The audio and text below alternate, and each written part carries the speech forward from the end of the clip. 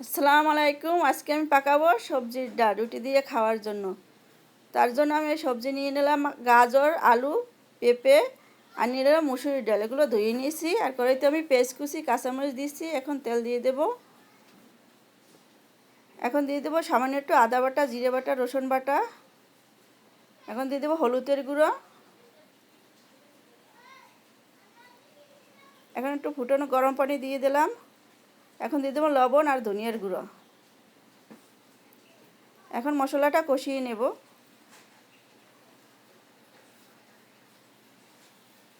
মশলাটা কষানো হয়ে গেছে। এখন ডাল আর সবজিগুলো দিয়ে দেব,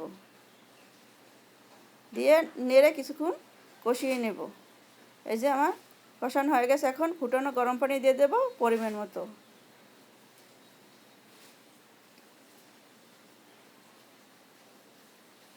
এখন আমি রুটিগুলো বেলে নেব।